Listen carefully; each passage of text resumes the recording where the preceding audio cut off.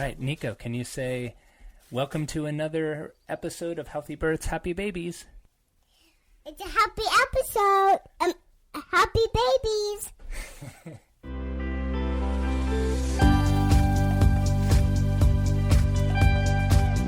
Welcome back to another episode of Healthy Births, Happy Babies.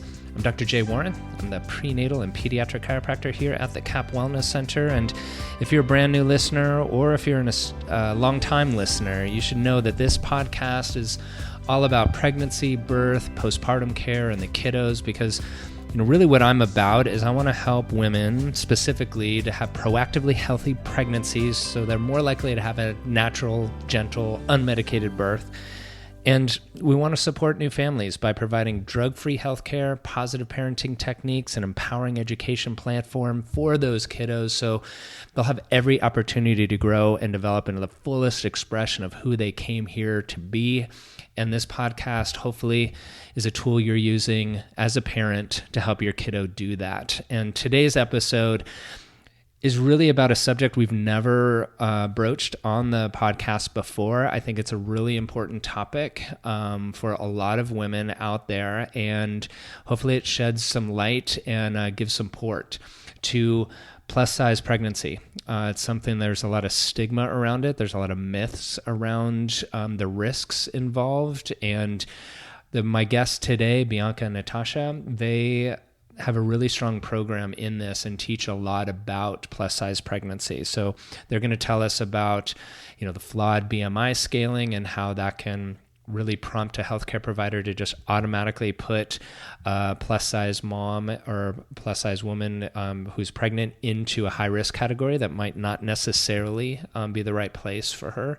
And just a lot of body image and body shaming issues that a plus-size pregnant woman might have to deal with during the pregnancy and want support in. So they're here today to shed more light on that and give you the support so you can have an amazingly healthy pregnancy, an amazing birth, and launch right into parenthood with that kiddo in a really positive, empowered way.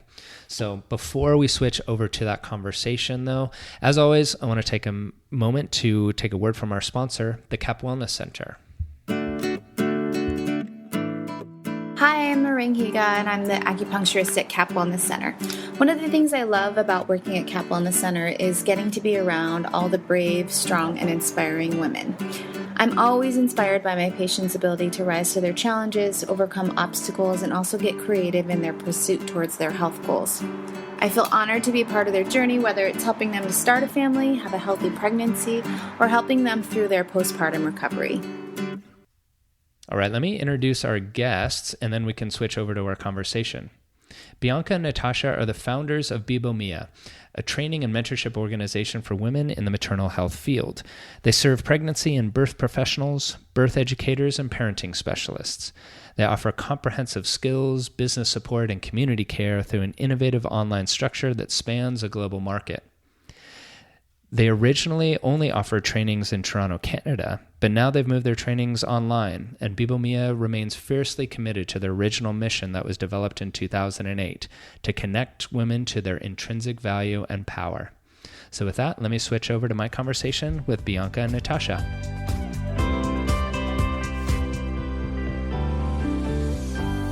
All right, Bianca and Natasha, welcome to the podcast. How are you today? We're great. Thanks for having us. Good. Well, I'm glad to have you here. This is a really important topic. We've never talked about it on the Healthy Births, Happy Baby podcast before. So I'm glad you reached out to, share your expertise on plus-size pregnancy and the self-image issues around it. But before we jump into that, I read your bio at the top of the episode, obviously, but share a little more context about how you two found each other and started a business, started working together, and then we'll jump in. Well, it's a really lovely love story. Natasha and I both sat on a board of directors in Toronto here for doulas, and we carpooled a lot, and we started dreaming up a place where families could go in Toronto to get all their support around fertility, pregnancy, and parenting, because it didn't exist at the time. And it came into fruition, and Bebo Mia was born almost 10 years ago. And then Natasha moved away. Her husband got transferred, so she had to move to the West Coast. So we took our business and moved it exclusively online. But rather than serving families, which was the community we had been serving, we started serving practitioners.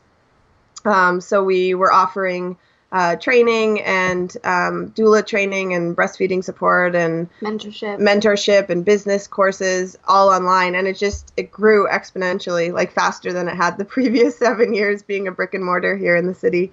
So we have the absolute joy of teaching women all over the world to support them with their birth and pregnancy and parenting businesses. Nice. And Natasha, you're back in Toronto now? I am. I actually only, for the amount of work it took us to change our business so dramatically, I was only there for a year. And then I came back. But it was great. It was a big learning experience for us and a big challenge for us, which we always like. And we absolutely love doing what we do for a business. And we actually surprisingly love doing it online. We get to reach more people and people who otherwise wouldn't have access to learning how to support pregnancy and birth and postpartum. So we're really happy with how it turned out, even though it was really sad at the time that I had to leave. It was a blessing in disguise. Right. Well, the blessing allowed all of this to be put out online so more people could be reached, as you said. That's fantastic. And looking at all of the resources you have, there's so many different areas that you can help this community in. And but let's talk specifically today about plus size pregnancy and the myths and the real truths about it and the issues that a woman might be either suffering with or being subjected to now, or prompt them so they can help navigate that. So what's the major challenge, if you'd say, or the major issue that comes up for a woman when they first find out they're pregnant, dealing with this issue? I think there's a few that we can talk about. One of the big things is that absolutely for sure women who are plus size are being treated differently during their pregnancy and their birth than someone of, I would say, quote unquote, normal size, right? Or a size that people perceive to be healthy. So they're being treated much differently. And this is something that we're kind of hoping that we can raise awareness of and make sure that women go into their birth as plus size, that they're treated equally to every other size body. And so they don't feel, shame or any of those icky feelings around their own body and their birth, because quite frankly, in our society, we already feel that way about our bodies, regardless of size, right? And it's not something you need to hear through a whole pregnancy and then bring into you with your birth. So I think that's the biggest thing, is that women of plus size are being treated differently during their pregnancy, and the outcome in their birth really does matter. Like the way you're treated during your pregnancy does impact your outcome during your birth, and we don't really want that. Right. And we now know that there's so much connection between a woman's birth experience and her parenting experience. So, if there was trauma or if there was disappointment or if it didn't go the way that she had always imagined, then, she's already kind of like a couple steps behind from people who did have a more positive outcome. And unfortunately, a lot of plus size pregnant women walk into their healthcare provider's office and they're already at a disadvantage just from like a look over, right? So their practitioner has already decided that it's probably going to be a highly medicalized birth with, an induction and a C-section and any of the above, which are all fine if that's part of somebody's plan, but not everybody who's plus size wants to have a C-section, and they're for the most part treated as if that's going to be their final outcome. Right, because I think in the way what you're talking about being treated differently, there's being treated differently by their healthcare provider, and then there's also being treated differently socially as well, like just out and about during the pregnancy and the like. And I think both are really important. I want to talk about that, but you have a lot of information around, like BMI records and just things that are true about, okay, if you're plus size, these are risks, these are not risks. And I think that's important for a woman to know about now. So can you share some of that information? Absolutely. So one of the most common ways that we're putting people into kind of buckets of where they are as far as healthy, quote unquote healthy, is the BMI scale. So women who are 30 and above on the BMI scale are seen as obese. And so that is, depending on the care provider, if the woman is 30 or above on the BMI scale and seen as obese, she might just be looked at as a high-risk person no matter what. She's automatically been put in a high-risk category or automatically been put in an unhealthy category, where BMI is, it's not really a diagnostic measure of how healthy someone is. It's like a deeply flawed chart for many reasons. So if somebody is a bodybuilder and they have a lot of muscle mass, they'll be seen as obese on the BMI chart, even though they're quite healthy. Someone like me who's 5 feet tall, and I'm 5 feet tall, I gain weight very easily, and so I'm seen as obese on the BMI scale, but I consider myself a really healthy person. I exercise daily, I eat really well, I make my own food, but I'm still on the obese scale, in the obese bucket. So it's deeply flawed, and it doesn't really determine how healthy someone is.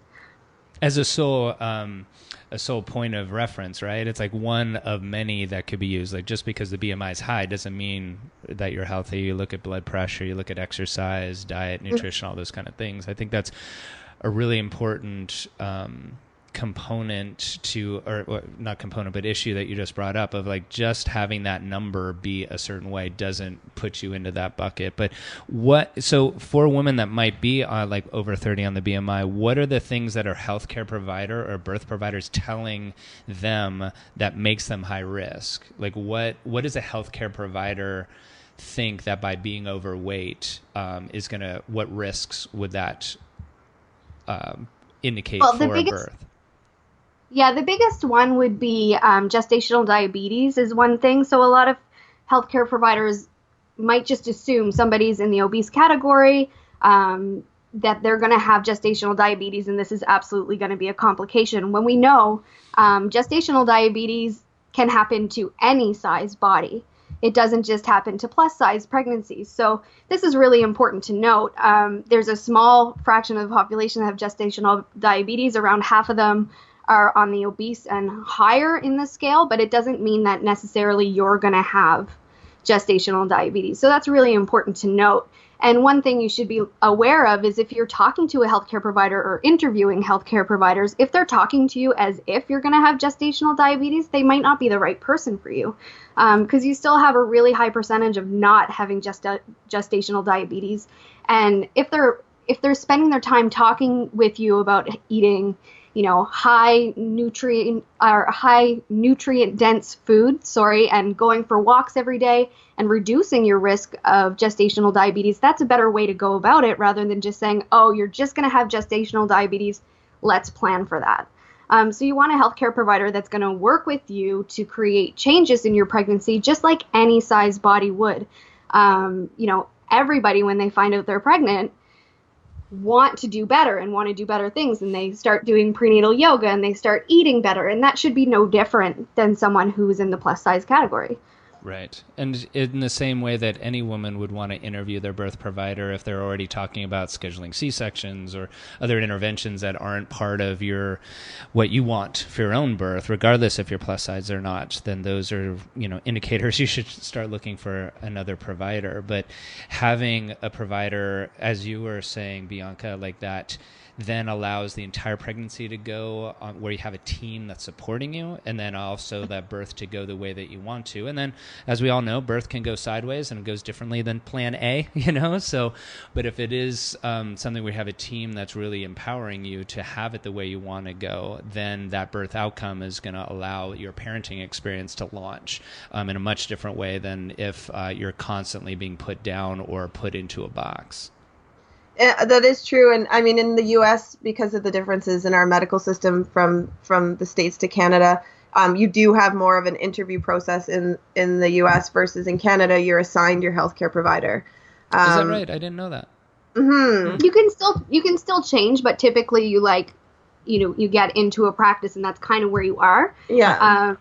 And then most people don't change, or they don't know they can change until it's kind of too late, which is another thing we really like to talk about, is if your healthcare provider is not supporting your choices and what you want for your birth, talking in absolutes, like this is going to happen because of this, then you do have the right and the ability to switch. But most people don't here in Canada. And unfortunately, when somebody walks in who's a plus size pregnant person, that they would automatically, like most of the time, automatically be directed to a high risk practitioner that does focus on plus size women.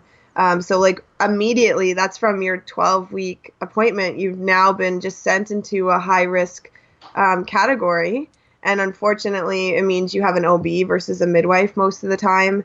And you're going to be, put through way more testing, and it's going to be posed in a way that's not an option. So midwives here in Canada, as well as the US, they like say, would you like to have this? Like, you don't have to do anything. But it's never positioned like that with an OB here in Canada. It's like, this is the test this week and you need to be there to get it done, versus if you would like to, you can get your gestational diabetes test done, or you can get this ultrasound. It's a statement versus a question. So a lot of women, they just like, they're already in this high risk chute and they just kind of get, bounced along down this, path where they don't really have a lot of agency over what's happening. Yeah. And I think that's one thing that's really important that people need to know before they start talking with healthcare providers, is that especially with women who are plus size, is that this is the time you need to advocate for yourself. You need to know the truth about what's out there. Like, what are the risks of gestational diabetes? What are the risks of cesarean? And make sure that you know that this being plus size doesn't automatically mean a poor outcome at birth. Like, there's tons of plus size women that have very positive birth experiences. And if that's something you want, then you need to advocate for yourself. You're going to need to go in right away, ask the really scary, difficult questions like, my birth plan is this. Can you support that? How does my weight change your care? Or my care that you give me? Is the language that healthcare provider using, is it building you up and giving you confidence as you move into your birth, or is it shaming you and making you feel just like a number and not like a real person?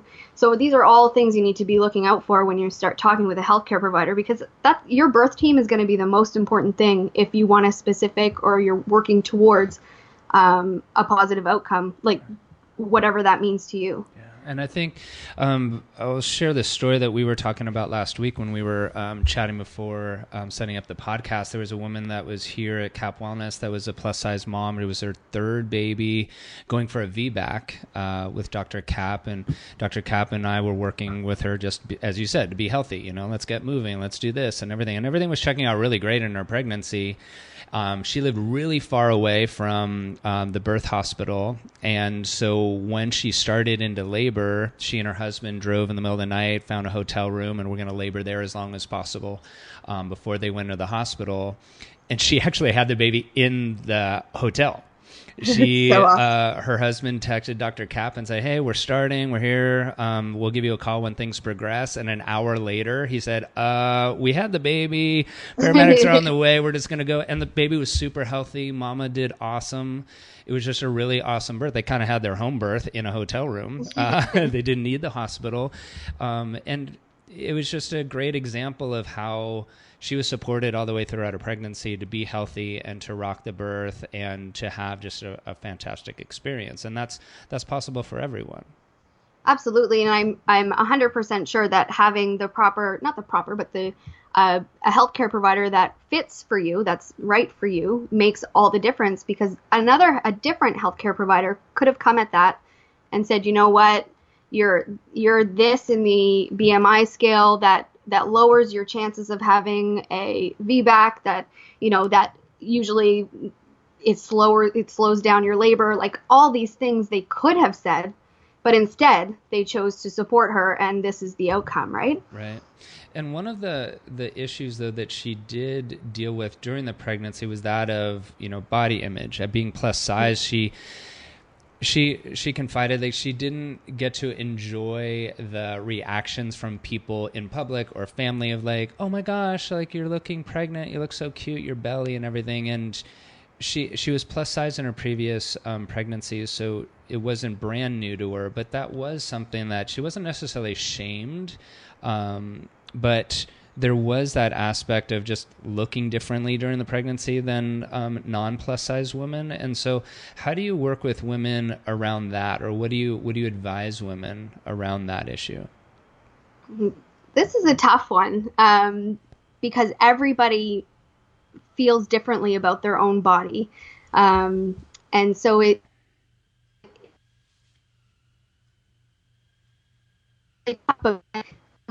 pregnant is really challenging. Number one, because there's so many discomforts that come along with being pregnant.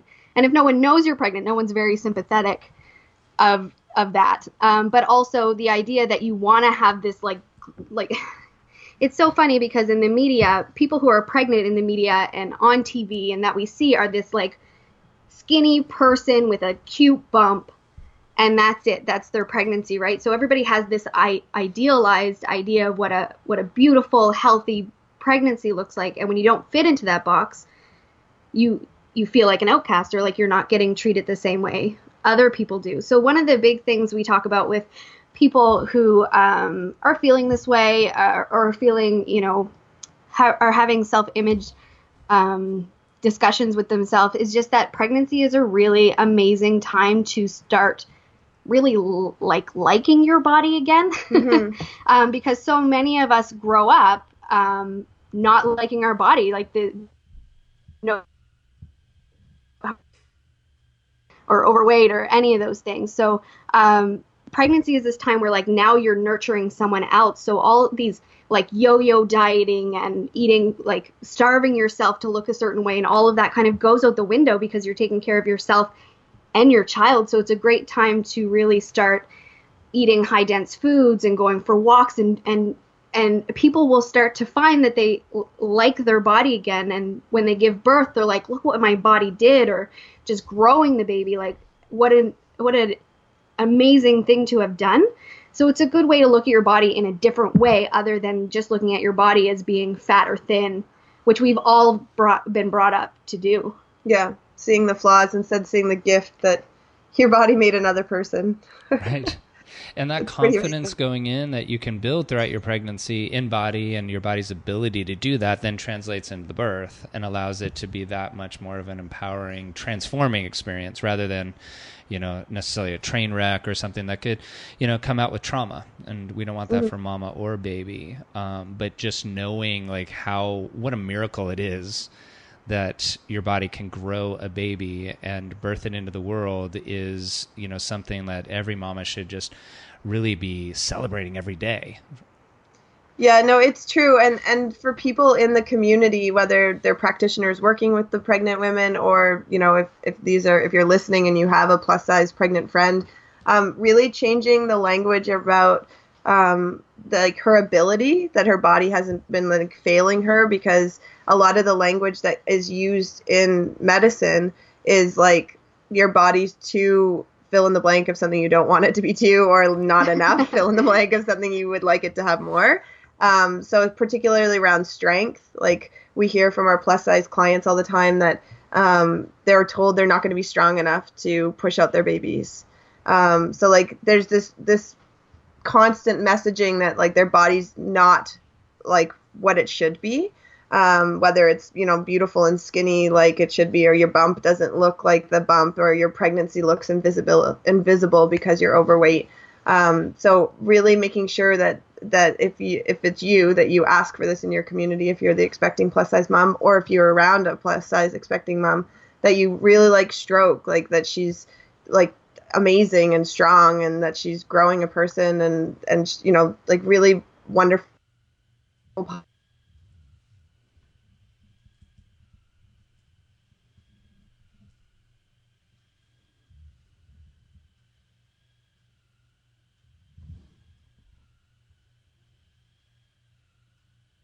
Eating like a really healthy, nutrient dense, like sweet potato fries or something. I don't know, all those little things that are going to be just little changes that help you have a healthier pregnancy, going for walks a couple of days a week, all of that stuff is going to be a big deal to somebody who has been really fighting against their own body their whole lives. Right.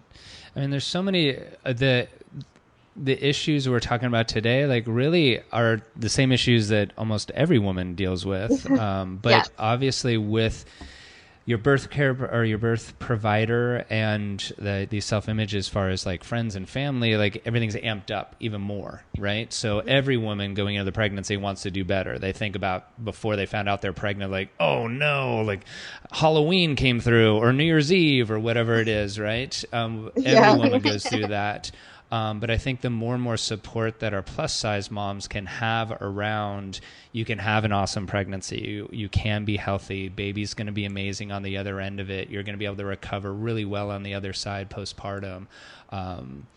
Should be amped up as well, right? To match that extra energy that's coming their way, especially in the birth provider. I'm so glad that you talked about those different issues with the BMI scale and the gestational diabetes, as well as, I mean, that's something I hadn't heard that could come from a birth provider about, like, you're not going to be strong enough to do the birth. That's an interesting concept that every woman should know going in. They might have to feel that. Mm-hmm. So how can people get in touch with you and learn more about, one, this topic on your site, but then also your other programs? Yeah, so our website's www.bebomia.com.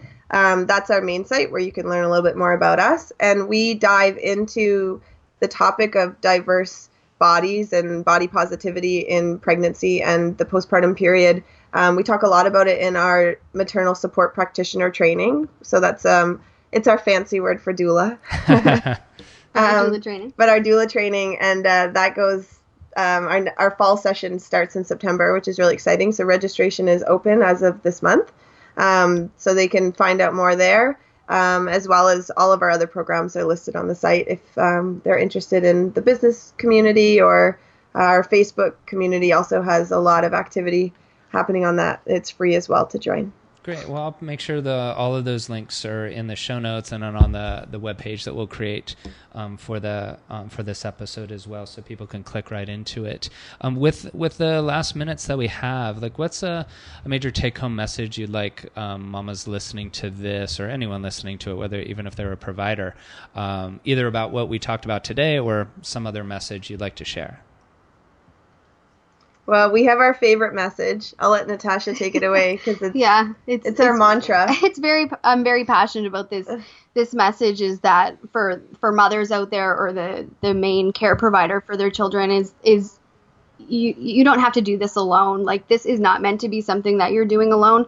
And babies are very adaptable, and they like to attach to more than one care provider. So allow that to happen. So all the pressure of, like, all the bedtimes, all the feeds, all of the playtime, all of that stuff doesn't rely solely on you, because it's entirely too much for one person to take on. So right from the beginning, get people around you, gather people around you to help you with this, and make sure the baby knows more than one person that can feed them and put them to bed and all of that. So you're not all alone. Very nice. And what about for a baby that's listening, either in utero, they're not yet here in the world, or maybe listening to mama on their chest? What little message would you like to whisper into their little ear? Let your parents sleep. Listen, baby, listen. Try Listen, to sleep. baby. I love that. Well, Bianca and Natasha, thank you so much for being here today. I really appreciate, one, you sharing the information that you did today, but then all that you're doing in the community, in the online community now, to help spread this message. Thank you so much for having us. Yes, thank you.